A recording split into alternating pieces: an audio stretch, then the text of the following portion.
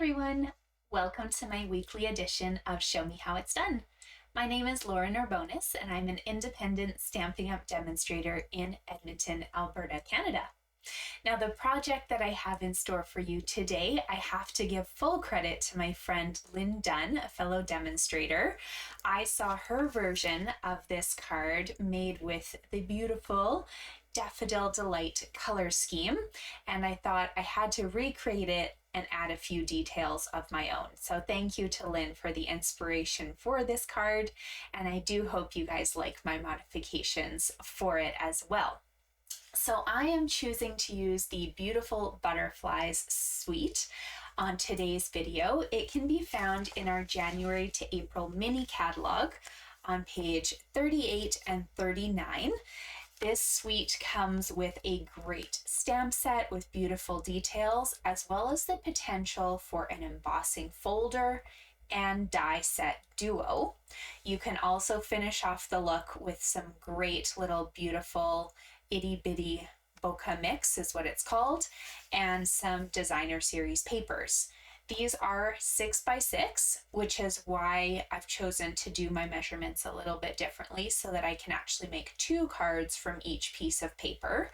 And if you're looking for more inspiration, of course, do check out page 38 because you can see how you can make a great little shaker card or individual cards using the dies and embossing folder.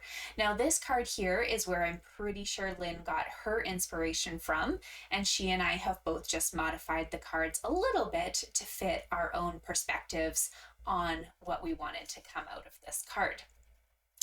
If you guys don't own the bokeh paper, but you do own most of the stuff from our annual catalog, I'd also like to guide your attention to the Unbounded Beauty designer series paper. You can see I've used quite a bit of this up, but the backgrounds of this paper would make for really pretty backgrounds on your cards here too.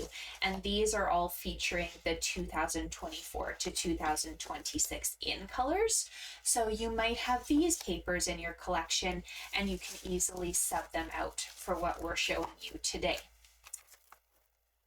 All right, on to some crafting. So if you would like to follow along with me, I will give you all the measurements for our card as we go. They are also listed in the description on the video, along with the full supply list of what I've used. Most of it comes from the Beautiful Butterflies bundle, but if there's anything else that I've added in, you'll find it listed in there as well. If you have any questions beyond that, I've forgotten to add a measurement or something's not clear, please feel free to message me at any point. I love hearing from you guys, even if it's just to say hello, and maybe you can even add a comment to tell me which butterfly by the end of this is your favorite. But don't vote yet because there is one more butterfly that I want to play with, and that is the Calypso Coral butterfly. So I'm going to move these out of our way. I'll maybe keep one of them in our shot, this one, because it doesn't want to go anywhere. And I'm going to move our stamp set out of the way too. So to begin, we need a piece of colored cardstock. My cardstock for today is measuring 5.5 by 7 1/4. And then right in this middle mark here, I've put a score line, and that's going to be at 3 5/8, so that I can fold this right in half. It is smaller than a typical card. It's the same width, but it's skinnier. And that is simply because I wanted to maximize the use of my designer series papers, and I only wanted to use 2 of them for a set of cards. So we have this all set and ready to go, but for some reason it does not look quite like this does yet. And that's because we need to open up our Beautiful Butterflies set and grab this funny looking die. That die is going to be our ticket to success when it comes to making this butterfly image. Okay, so we've got this die. We're going to rest it across the middle of our papers, and you can see there's little lines on the die that show you exactly where the folded edge should be. Another thing to just confirm is if you turn this over, you should be able to slightly see the top part of that die poking out the top. So when we run this through our cut and emboss machine, we're going to end up rolling, rolling, rolling, and we're going to blink for a second. And look, it's going to end up cutting something that looks like this, along with one extra piece that fell out along the way. I didn't want to make you dizzy by grabbing my machine. So what I have is a butterfly that's connected, and then I have some loose paper that's left over. This we need to trim off by hand. The die doesn't actually cut it off for you, and I'm okay with that because then I can use this die on any size of cards and I'm not limited to a standard A2 card. So I'm just cutting right along the score line to the butterfly wing, flipping over and doing the exact same thing on the other side. And I will have, by the end of this, a butterfly card that opens and closes. Very fun. So we're going to decorate our card base for a moment before focusing on the butterfly itself. There will be a little cut job that you have the option of doing with this butterfly on the base. You can chop off his head and his tail, or his body, I guess, just like I've done in here, to make this butterfly seem a little bit more pronounced. But I'm going to show you what it looks like before we cut it so that you can make the choice yourself of whether you want to do that at the end or not.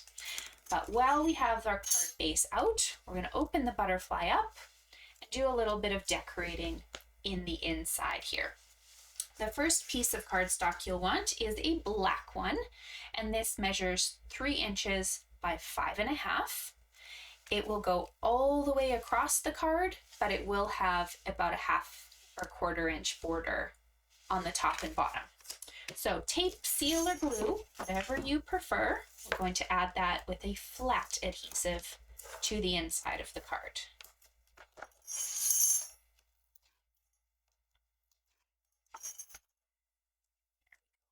Just make sure it lines up right to the edge, goes all the way across. There we are. Next, you need a piece of designer series paper. So I used, of course, the beautiful bokeh paper, which came with the suite.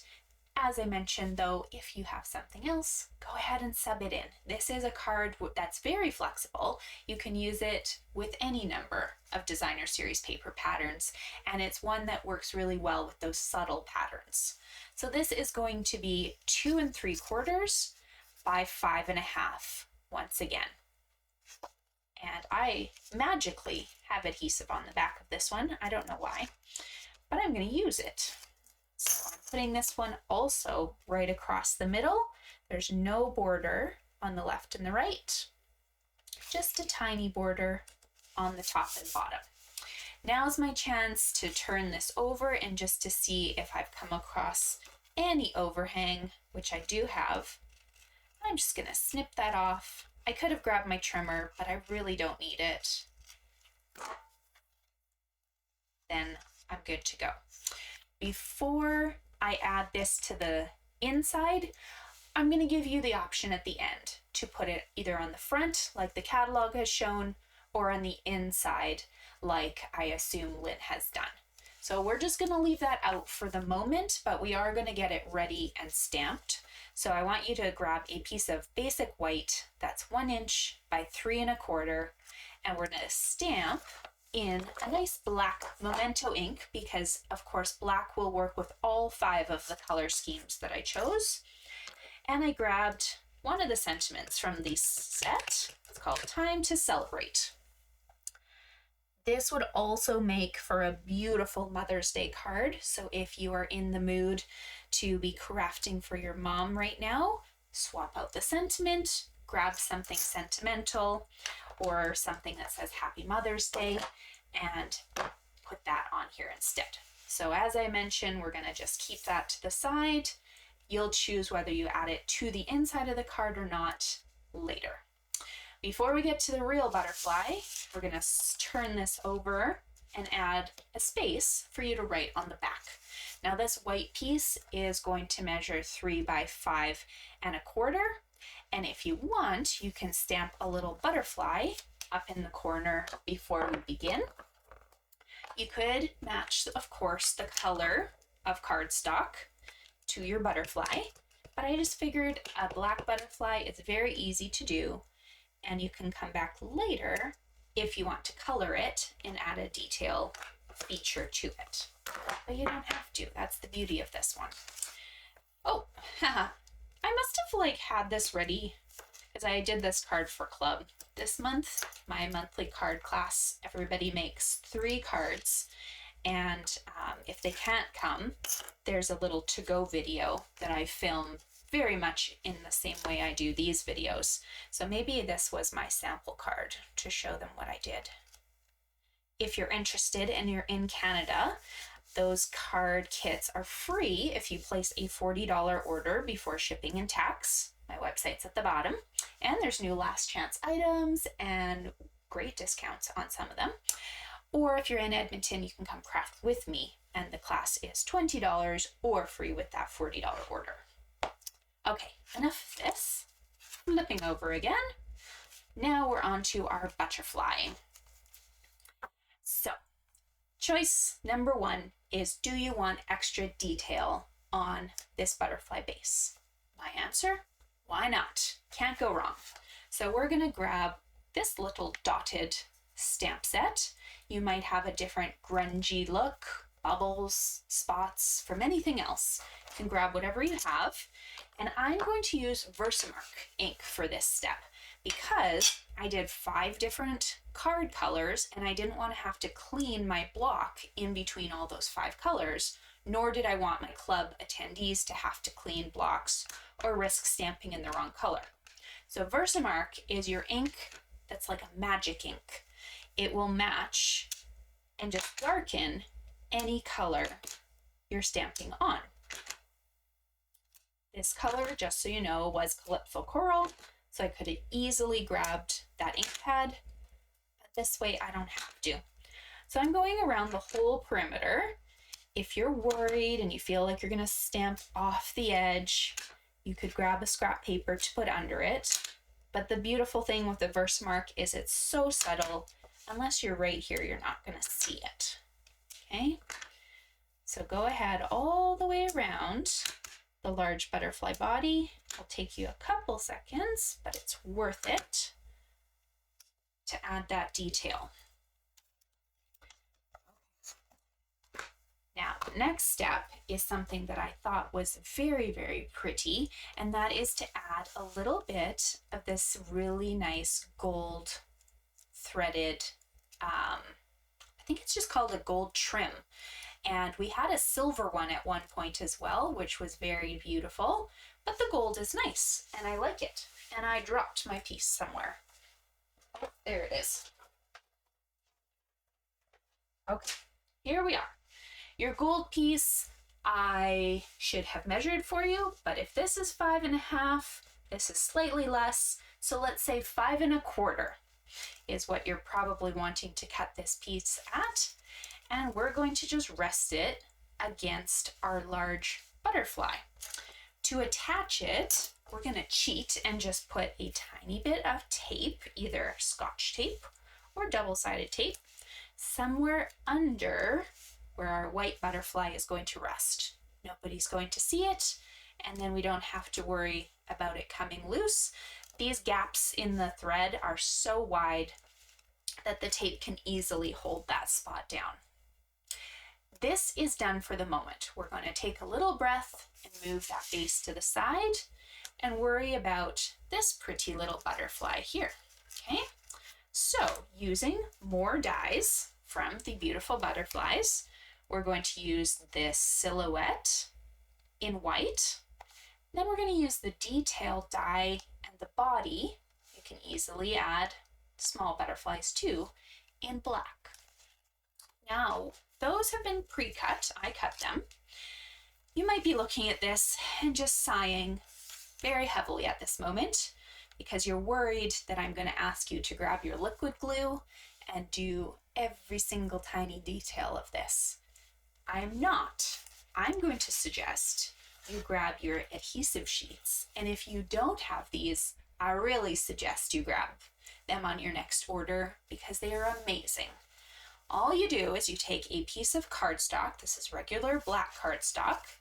You take an adhesive sheet, which measures 6 by 12, and it acts like a sticker. So I took one side of it off, I added it to my cardstock, and then when I ran my die through, what I ended up with is this beautiful butterfly turned into a sticker that I can peel the back off very gently. Everything is sticky, and I can add it to my white here.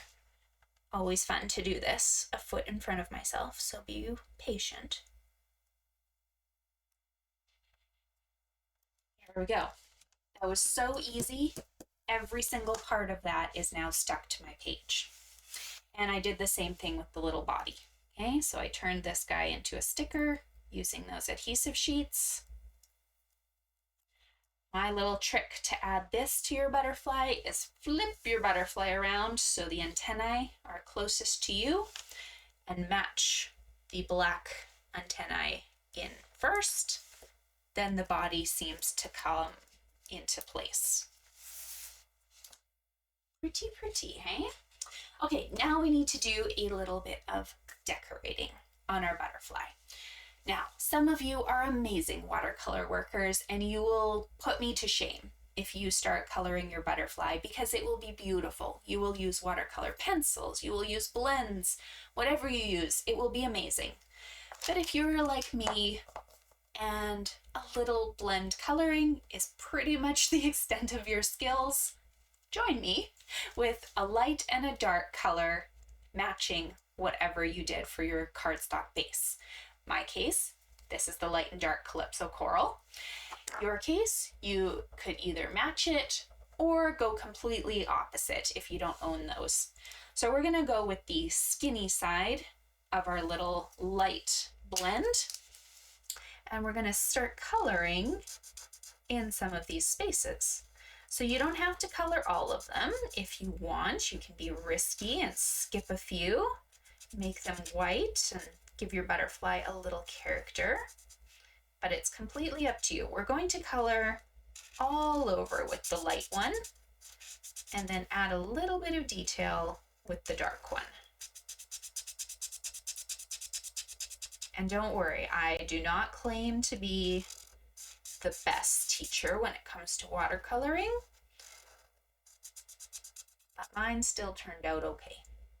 The nice thing with blends is even if you just kind of gently add color to the space, they will spread out over the next few minutes and really fill in anything you haven't really touched. So I appreciate that.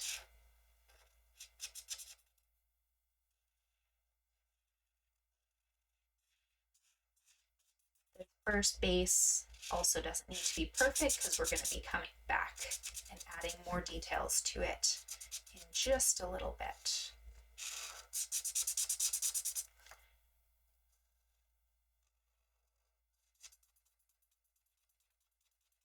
I feel like my light one is running out soon.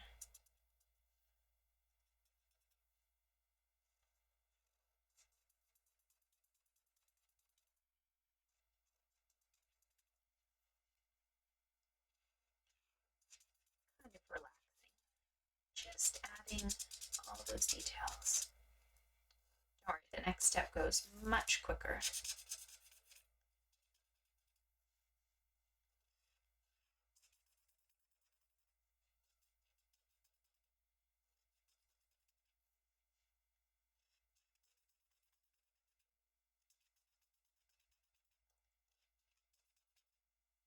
Two more spots. I definitely need a new blends marker.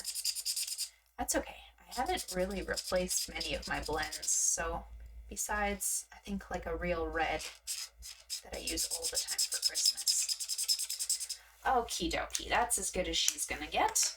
Then we're gonna take our dark, and again using the skinny side, we're gonna find the base of each of these points and just color up a little bit in this space, kind of messy, back and forth, coloring just in all of these spots, coming away from the butterfly's body.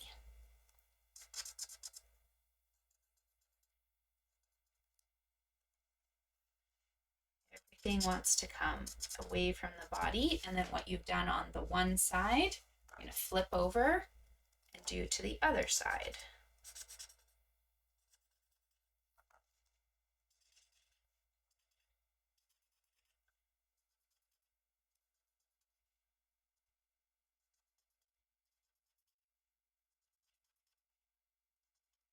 It goes much quicker on that step. Okay, now last but not least, bring back your light color. We're not coloring the entire space, but what you're going to do is you're going to take the thick end and you're going to color from the bottom till about the middle of, I'm going to do it on this big section here. So I've colored from the bottom up to the middle, and as the color sets, it'll look like I have 3 different colors. So going over that bottom section and just blending it in, and then coming up only to about the middle. Some of these small pieces you can just leave. You don't need to color their space. Ooh.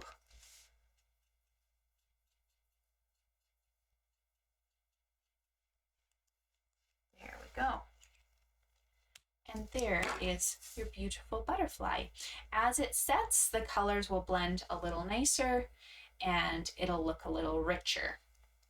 Now we're going to turn this butterfly over. Actually, I want to show you first. Remember, I promised I was going to show you what it looks like if you leave the head on and even the tail. I think I almost like the tail, but I'm definitely going to chop off the head in the back. I think it looks a little odd. So we're just going to grab our scissors.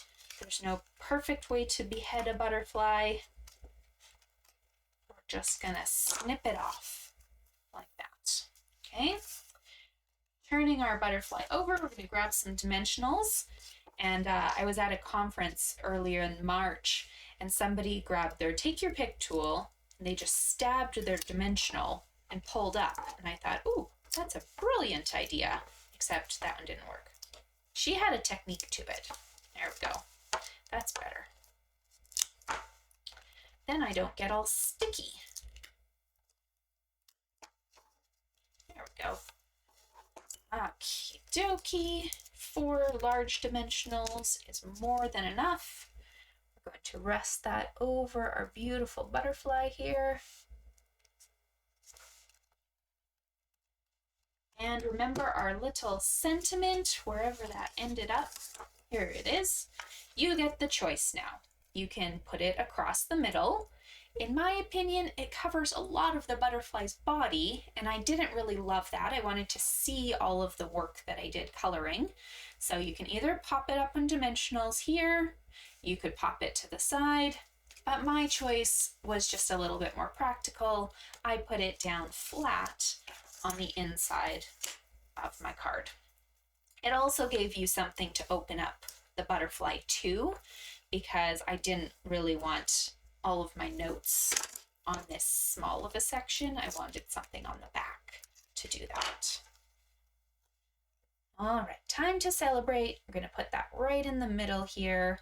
You will notice when you close the butterfly, you're going to see a tiny little bit of white hiding through. That's okay. It's not going to kill your card, okay? It still looks fine, and you barely notice it. Last but not least is some embellishments. So you could grab embellishments that are nicely tinted already, but I wanted to show you a trick since we were already using blends. These are just regular rhinestone gems, and they are very, I think, good value for what you get. There's quite a few in that package. We're going to add 6 of them just to the bottom of our butterfly.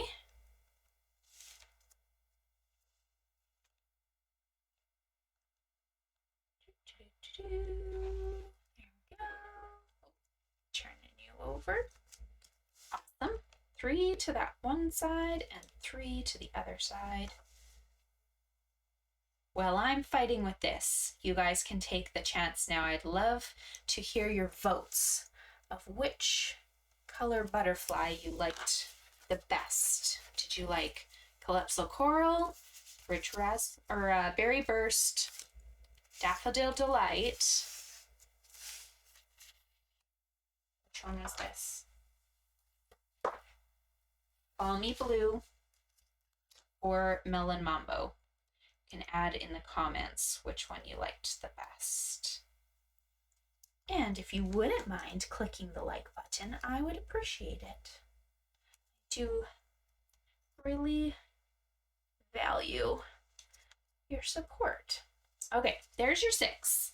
They look cute. You can leave them as a silver if you want. But did you know that you can color with Blend's markers? Not the Stampin' Write markers. Those are a water base. They will bleed out and they won't dry. But our alcohol markers, you can actually color on materials with. You can color on fabric. You could color on stone. They might wreck your markers a little bit, but you can do it. And you can color on rhinestones. So see, these are nice and silver. And then when we add a little bit of the bronze marker, you can use any color you want, but I wanted to tinge them gold a little bit. Do you see the subtle difference? They're turning them gold. And if you just let them dry for a few seconds, that color will be set in place. And now you have gold gems at rhinestone prices. Okay, there's our 5. So pretty. Thank you guys so much for crafting with me. I hope that you enjoyed what we made, and I hope it gave you a few ideas. If you do need anything, please reach out. And if you don't have a demonstrator in Canada, let me know. We do have new catalogs coming out starting May 6th, so I'm happy to get you on my mailing list if you need a demonstrator, and I'm happy to craft with you from afar, wherever you are. See you next Tuesday at noon for another edition of Show Me How It's Done. Bye.